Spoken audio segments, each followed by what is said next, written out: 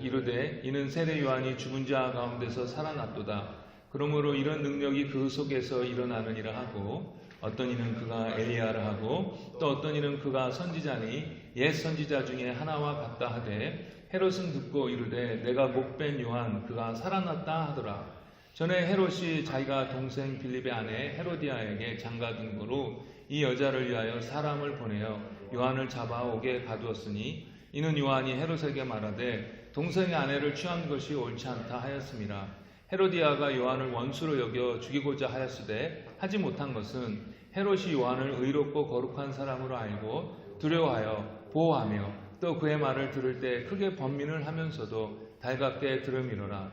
마침 기회가 좋은 날이 왔으니 곧 헤롯이 자기 생일에 대신들과 천부장들과 갈릴리의 귀인들로 더불어 잔치할세, 헤로디아의 딸이 친히 들어와 춤을 추어 헤롯과 그와 함께 앉은 자들을 기쁘게 한지라. 왕이 그 소녀에게 이르되 무엇이든지 네가 원하는 것을 내게 구하라. 내가 주리라 하고 또 맹세하기를 무엇이든지 네가 내게 구하면 내 나라의 절반까지도 주리라 하거늘, 그가 나가서 그 어머니에게 말하되 무엇을 구하리이까? 그 어머니가 이르되 세례 요한의 머리를 구하라니, 그가 곧 왕에게 급히 들어가 구하여 이르되 세례 요한의 머리를 소반에 얹어 곧 내게 주기를 원하옵나이다 하니, 왕이 심히 근심하나 자기가 맹세한 것과 그 앉은 자들로 인하여 그를 거절할 수 없는지라. 왕이 곧 시병 하나를 보내어 요한의 머리를 가져오라 명하니, 그 사람이 나가 옥에서 요한을 목베어 그 머리를 소반에 얹어다가 소녀에게 주니, 소녀가 이것을 그 어머니에게 주니라. 요한의 제자들이 듣고 와서 시체를 가져다가 장사하니라. 아멘. 오늘 본문은 지난주에 여러분들과 함께 나누었던 본문인데요, 사실 지난주에 말씀을 준비하면서 몇 가지 더 나누고 싶은 것이 있었습니다. 그런데 그것을 다 한꺼번에 나누었다가는 너무 길어질 것 같고, 제가 설교 중에 돌맞아서 순교할 것 같아서 거기까지만 하고 그 나머지는 오늘 나눠야겠다라고 생각을 하고, 그 나머지를 지난주에 이어서 함께 나누고자 합니다.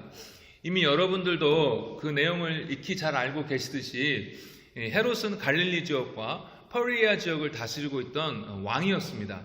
근데 그가 이복 동생 빌립의 아내와 눈이 맞아서 불륜을 저지르고 각자의 배우자와 이혼하고, 그래서 서로 결혼을 하게 됩니다. 이 일에 대해서 세례 요한은 잘못되었다라고 지적하고, 그것 때문에 감옥에 갇히게 되고 결국은 목배임을 당해 죽게 됩니다. 이 헤롯의 모습을 보면서 이 사람 참 나쁜 사람이네 라고 이렇게 생각을 하게 되지만, 저는 이 헤롯의 모습을 보면서 이런 모습이 나에게는 없는가, 이런 위험이 나에게는 없는가 하면서 돌아보았으면 하는 생각이 들게 되었습니다. 지난주는 헤롯의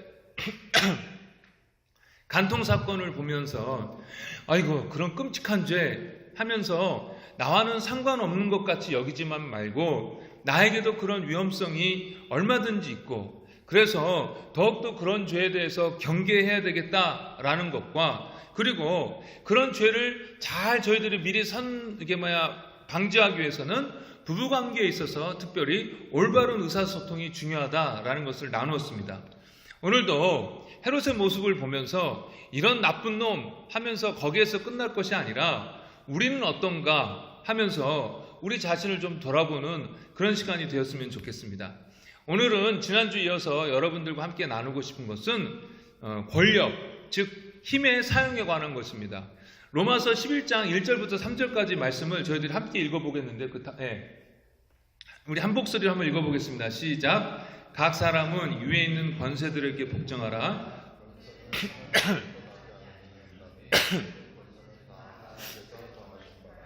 그러므로 권세를 거스리는 자는 하나님의 명을 거스림이니, 거스르는 자들은 심판을 자초하리라. 다스리는 자들은 선한 일에 대하여 두려움이 되지 않고 악한 일에 대하느니, 내가 권세를 두려워하지 아니하느냐? 선을 행하라. 그리하면 그에게 칭찬을 받으리라. 이 말씀을 통하여 저희들이 알 수 있는 것은, 권세자들은 선한 일들이 계속해서 더 잘 진행되도록 격려해주고 돕고, 또 반대로 악한 일에 대해서는 그것을 막고 징계하는 것이 바로 이 권세자들의 임무라는 것을 저희들이 오늘 말씀을 통해서 볼 수가 있습니다.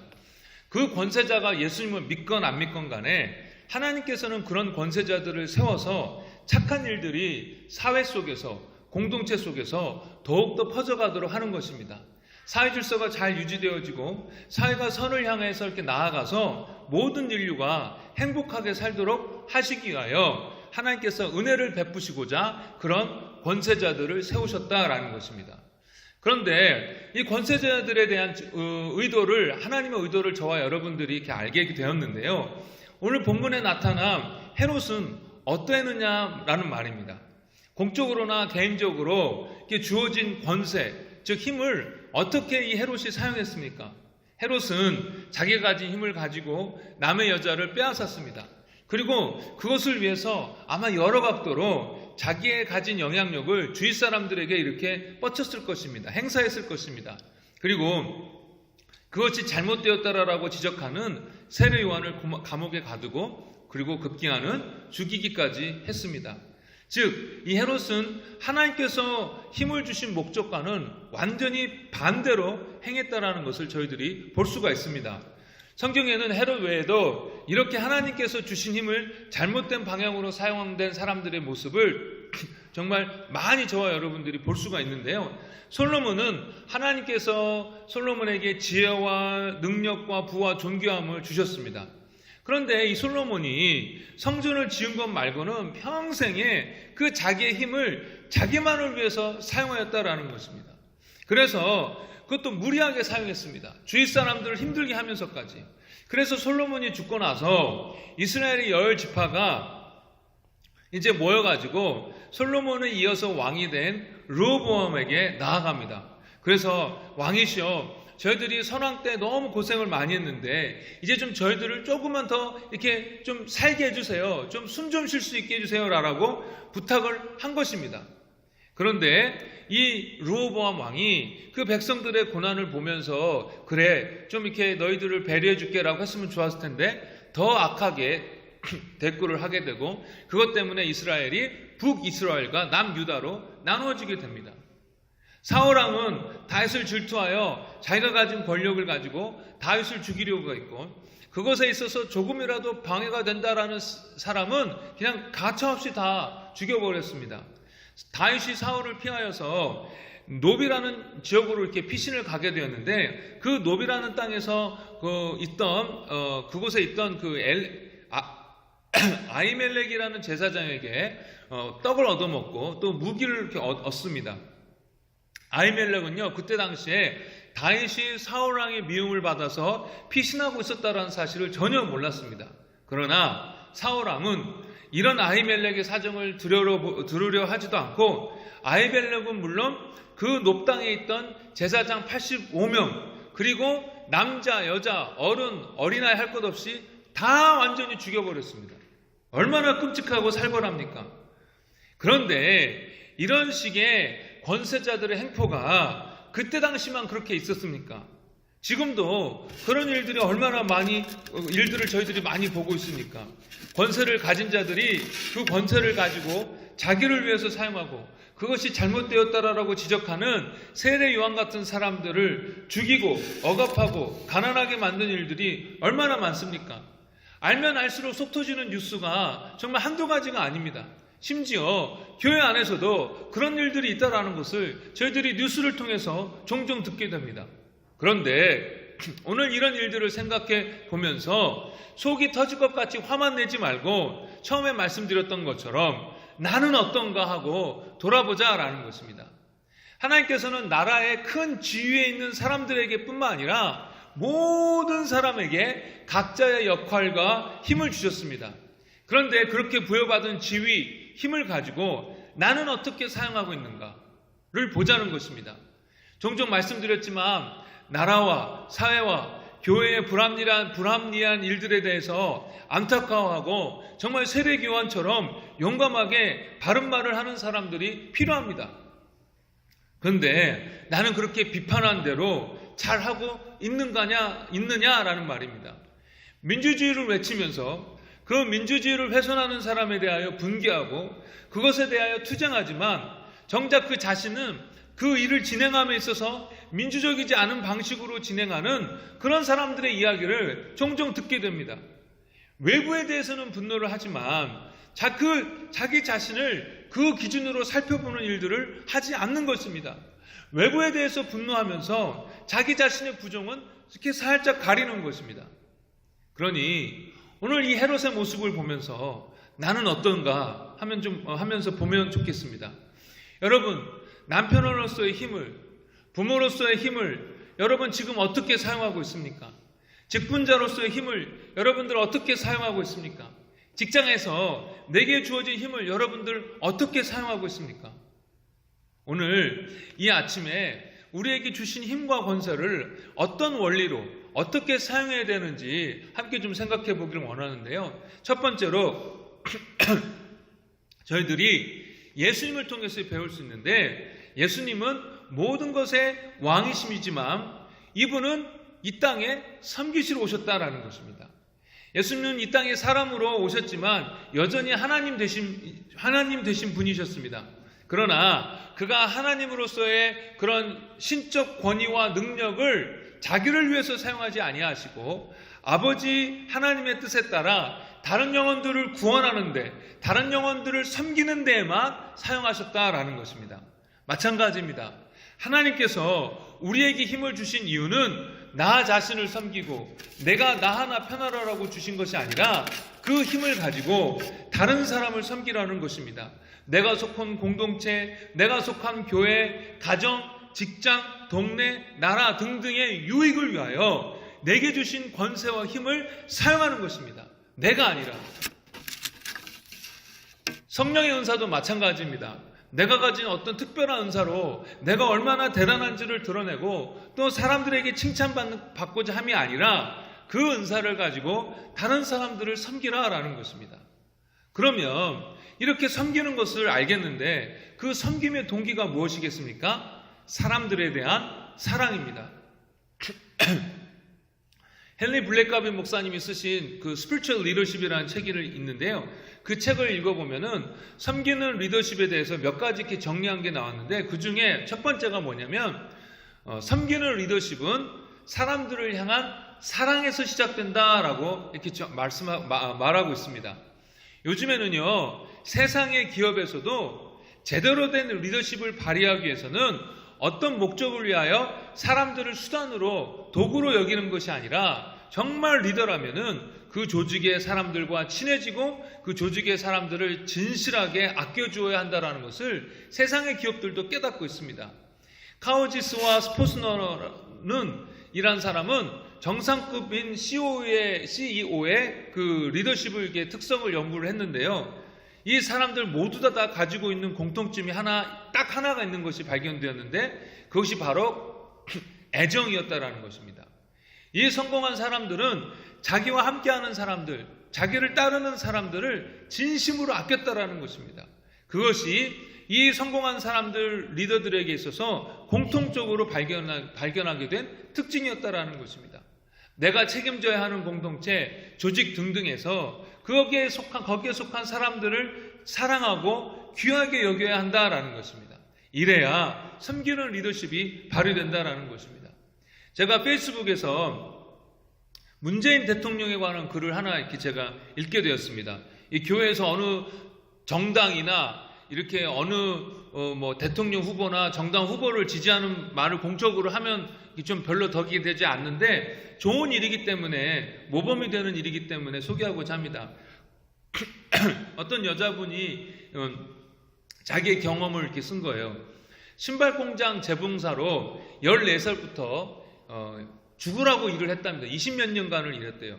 그런데 그 회사에서, 공장에서 밥도 제대로 못 먹게 하고 화장실 칸막이도 없고 그 일하는데 지도 왔다 갔다 해서 이 종업원들이 그렇게 이제 공장 이게 그렇게 이야기를 했대요.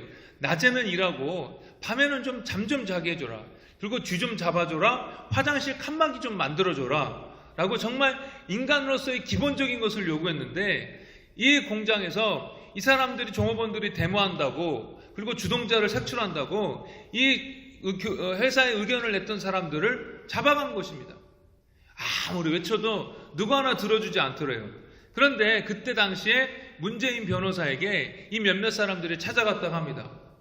그리고 법정에서 문재인 변호사가 판사에게 이야기를 하는데, 저 친구들 저 고운 손톱에 바늘이 꽂히고 밥 먹을 시간이 없어서 굶어야 되는데 저 어린 친구들의 심정을 아십니까? 저 표정들 한번 봐주세요, 판사님. 똑똑히 봐주세요, 판사님. 그렇게 변호를 했다고 합니다. 그리고 나서 잡혀갔던 동료들이 풀려나고 이분들은 그때부터 우리 문재인 하면서 이렇게 문재인을 따르게 되었다고 합니다. 그리고 이 문재인 변호사는 22년 동안 부산을 비롯해서 울산, 창원까지 정말 힘없고 억울한 사람들을 위해서 일했다라는 것입니다. 변호사로서 돈 많은 사람들을 변호해 주면서 돈 많이 벌고 또 정말 잘 살 수 있었지만, 이분은 자기가 가진 힘과 지식을 가지고 가난한 사람들을 위해서 사용하였던 것입니다.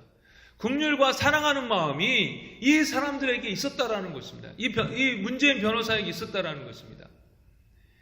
저희들이 우리에게 허락하신 힘과 능력을 가지고 우리 자신이 아닌 다른 사람들을 위해서 써야 하는 이유는 바로 사랑하기 때문에, 사랑해야 하기 때문에 그런 것입니다. 신분의 높고 낮음을 떠나서 사람을 정말로 귀하게 여길 줄 모르는 사람은 절대로 리더가 돼서는 안 됩니다. 그 사람에게 힘이 주어서는 안 됩니다. 긍휼이 없는 사람은 리더가 돼서는 안 됩니다. 그러기에 저도 그렇고 여러분들도 그렇고 이렇게 다른 사람을 위하여 사랑함으로 나의 힘과 권세와 지위를 사용하고 있어야 되겠습니다. 여러분들은 어떠십니까? 가정에서 사랑한다고 가족들을 이끌어가고 있지만 순간순간 이기적인 내 이기심으로 결정할 때가 있지는 않습니까? 회사 잘 되고 회사 사람들도 잘 되길 바라는 마음에서 정말 일을 열심히 하고 있고 또 내가 가진 권위와 직위를 사용하고 있지만, 혹시 때로 순간순간 어떤 순간에 나 편하려고 이렇게 일을 하고 있지는 않습니까? 제가 회사 다닐 때 그런 선배들 봤어요. 선배니까, 과장이니까 자기가 해야 할 일이 있는데 자기가 하기 싫은 거예요. 그러니까 다른 사람한테 자기의 그 직위를 가지고 다른 사람한테 일을 미루는 것입니다. 혹시 우리가 행여나 그러고 있지는 않은지요? 제가 페이스북에서 어떤 분이 속상해서 올린 글을 보았습니다. 자기가 열심히 아이디어를 내고 열심히 정말 작성해서 그 이제 위에 상관한테 했는데, 이 사람이 그 위에 상관한테 가면서 이 모든 아이디어가 자기 것인 양 크레딧을 다 자기한테만 돌리고 그러더라는 것입니다. 자기의 직위를 가지고 자기의 힘을 가지고 다른 사람들의 아이디어를 빼앗고 다른 사람들이 수고한 것을 그냥 거저 얻어먹는 것입니다. 우리가 가진 힘과 직위를 가지고 파워를 가지고 혹시 이렇게 나만을 위해서 사용하고 있지는 않은지요? 한번 잘 살펴보면 좋겠습니다. 두 번째로요, 일은 불공평하다라는 것입니다. 예수님은 하루 종일 피곤하게 사역을 하셨지만 제자들은 다 피곤해서 자고 있는데 혼자 아침 일찍 일어나 하나님께 나아가 기도하셨습니다. 때로는 제자들은 다 잘 때 밤새도록 기도하신 적도 있습니다. 예수님은 이 제자들과 그때 당시 사람들의 주와 선생이셨습니다. 더 대접받고, 아이고 우리 예수님 얼마나 피곤하세요. 이것을 좀 더 주무셔야죠. 좀 편한 데서 주무셔야죠.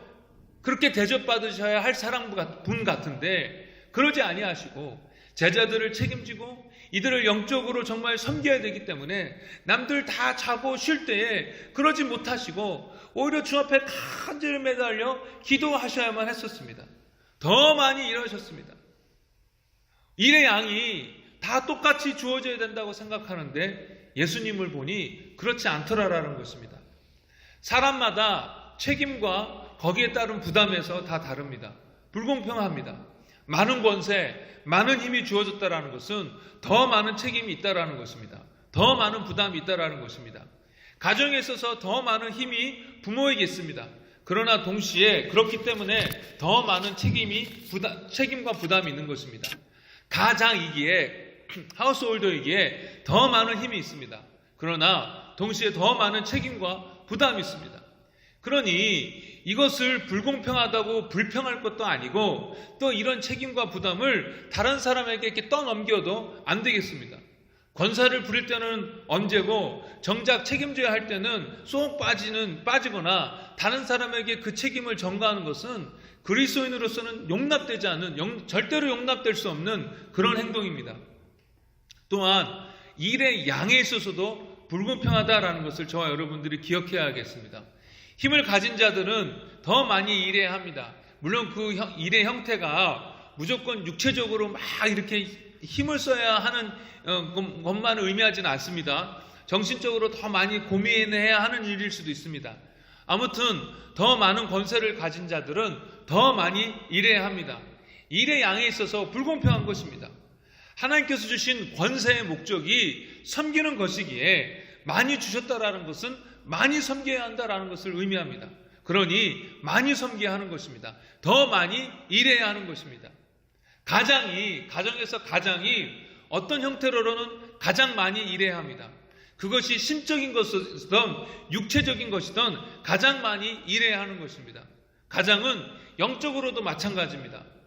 보통 자매님들이 기도 많이 한다고 하는데 특별히 아내가 정말 기도의 은사를 받아가지고 그렇게 막 정말 오래 기도하지 않는 이상은 저는 가장인 남편이 아버지가 가장 기도를 많이 해야 된다라고 생각합니다. 가정의 일들에 대해서 늘 주님과 교통하고 있어야 되기 때문에 그렇습니다. 왜냐하면 가정은 예수님의 뜻을 받들어서 우리의 가정 가운데 그 하나님의 뜻이 이루어지도록 하는 중간 책임자이기 때문에 그런 것입니다. 그러니 남자분들은 가장으로서 더 기도로 책임지려고 해야 합니다. 기도는 하나님과의 대화라고 합니다. 맞죠? 물론 그렇습니다.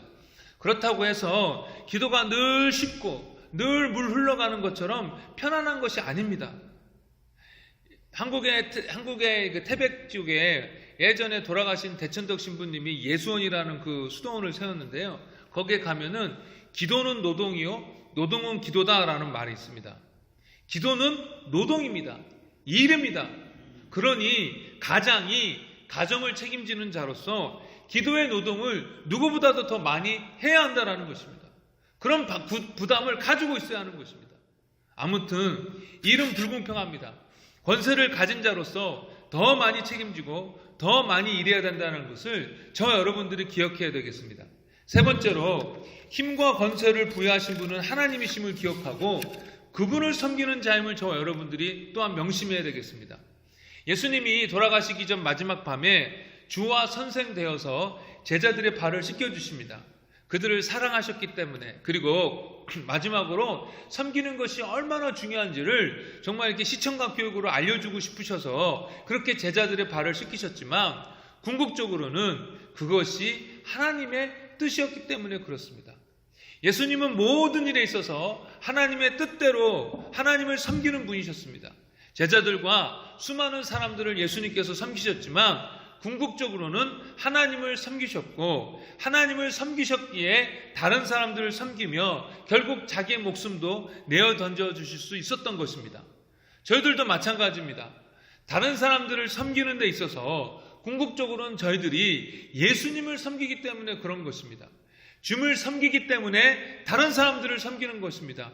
주님이 다른 사람들을 섬기라고 하시기 때문에 저희들이 때때로 저희들의 못된 본성을 누르면서 다른 사람들을 섬기는 것입니다. 순종하는 것입니다. 즉 주님 때문에 나의 힘과 권세를 다른 사람을 위하여 사용하는 것입니다. 나를 위하여 사용하지 아니하고. 여러분들도 아시다시피 악한 리더를 만나면 그 공동체가 얼마나 고생입니까? 그러나 좋은 리더를 만나면 얼마나 행복합니까? 차범근 감독이 대통령이 바뀌고 나서 숨쉬는 공기가 달라진 것 같다라고 그렇게 글을 써서 한참 이렇게 막 인터넷에서 돌았는데요. 좋은 리더를 만나면 얼마나 하나님의 그 좋은 축복이 이렇게 이 땅 가운데 잘 흘러가게 되는지 모릅니다. 정리하겠습니다. 내가 가진 힘과 권세를 내가 아닌 다른 사람을 위하여 사용하는 것입니다. 나의 힘과 권세가 많다라는 것은 나는 아무 책임도 안 지고 그저 부려먹을 수 있다라는 것을 의미하는 것이 아니라 오히려 더 많은 책임과 부담을 가지고 더 많이 일해야 된다는 것을 의미한다라는 것입니다. 그리고 마지막으로 우리는 하나님을 섬기는 자임을 기억해야겠습니다. 하나님을 섬기기에 하나님의 뜻에 따라 우리에게 허락하신 힘과 권세로 다른 사람들을 섬기는 것입니다. 저와 여러분들도 오늘 힘과 권세를 제대로 사용하는 리더가 되어서 적어도 우리와 함께 있는 분들이 정말 숨쉬는 공기가 달라졌다라고 그렇게 할 정도로 행복해하면 좋겠습니다. 우리를 통해서 하나님의 축복이 잘 흘러가면 좋겠습니다. 교회에서뿐만 아니라 직장과 사회와 가정에서 이런 축복의 통로로 정말 잘 사용되면 좋겠습니다. 그렇게 쓰임받기를 예수님의 이름으로 축복합니다. 마지막으로 헤롯에 대해서 하나 더 나누자면요, 결단하지 못했다라는 것입니다.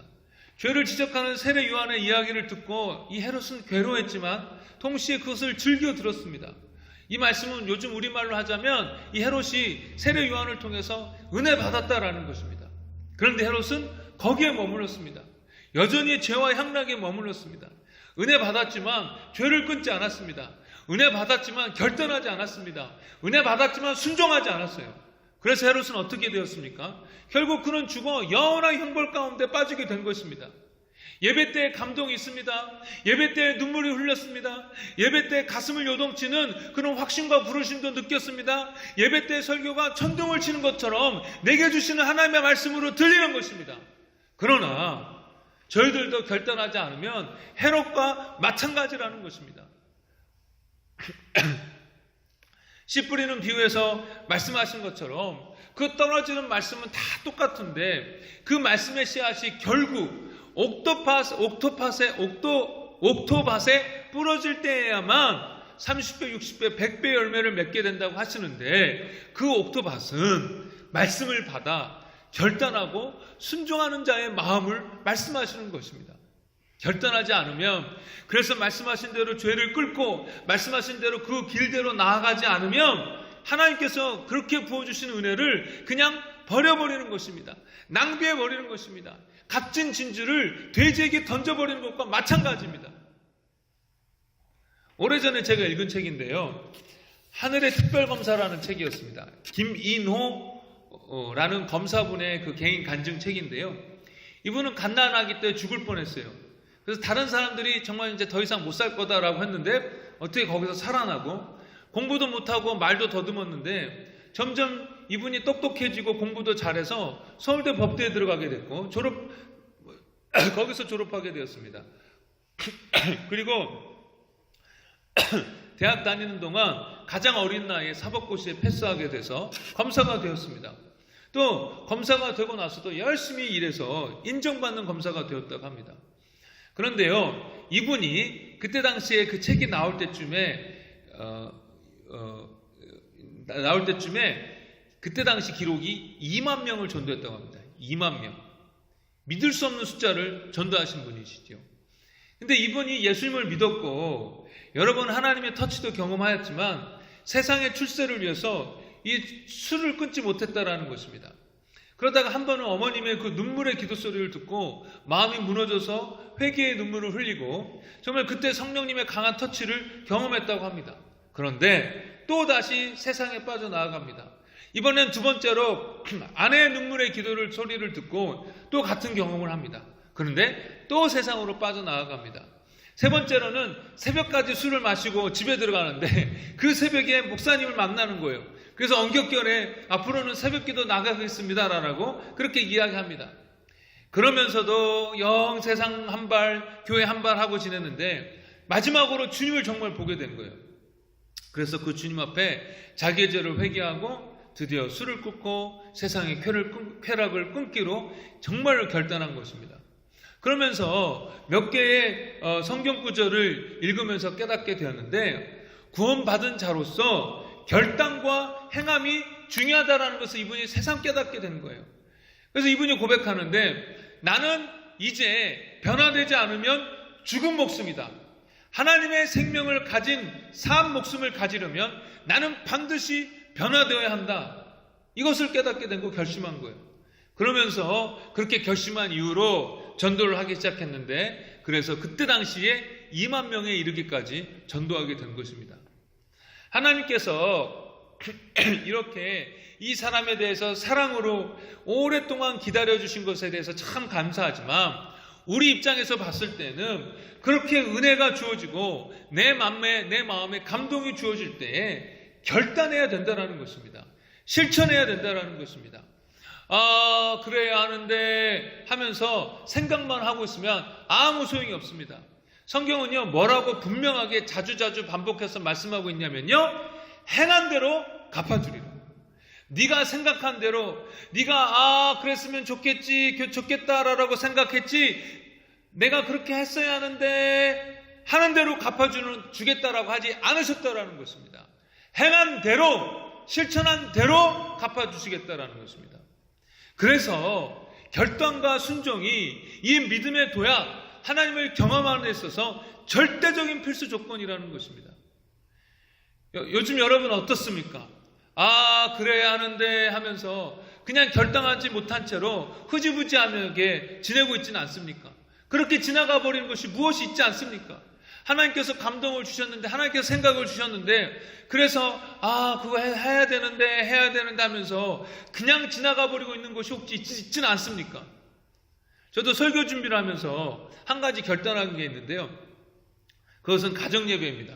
부끄럽지만 목사인 가정인데도 불구하고 요즘에 가정예배를 드리지 못했어요. 예전에 참 가정예배를 잘 드렸는데 어느 순간부터 가정예배를 안 드렸던 거예요. 그러면서 아이들 데리고 가정예배를 드려야 되는데 라고 하면서 나 바쁘니까 또 쉬고 싶으니까 그냥 쭉 흘려보낸 채 이렇게 지나고 있었던 거예요.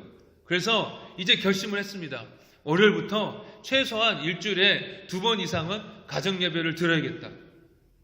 여러분은 혹시 이 말씀을 들으시면서 결단해야 될 것이 혹시 있지 않습니까? 하나님께서 계속해서 감동 주시고 생각을 주시는데 그래야 되는데 하면서 결단하지 못하고 실천하지 못하고 그냥 계속해서 애매하게 뒤로 미루고 있는 건 있지는 않습니까? 여러분, 무엇을 결단해야 합니까? 말씀을 정리하겠습니다. 헤롯을 보면서 죄인된 인간의 전형적인 모습을 볼 수 있었습니다. 지난주에도 말씀드렸지만 저희들도요, 성령 충만하지 않으면 우리가 이 땅에서 나를 위하여 사는 것이 아니라 하나님으로부터 부름받아 하나님의 종으로서 하나님을 섬기는 자라는 사실을 잊고 있으면, 예수 믿고 있음에도 불구하고 얼마든지 헤롯과 같은 사람이 될 수 있다라는 것입니다. 그렇기 때문에 세상에 있는 헤롯들만 보지 말고 내 안에 그런 헤롯과 같은 모습이 있지는 않는지 살펴보면서 회개하고 또 결단하고 또 다시 주님께서 맡겨주신 길을 성실하게 하루하루 걸어가는 저와 여러분이 되어야 되겠다라는 것입니다.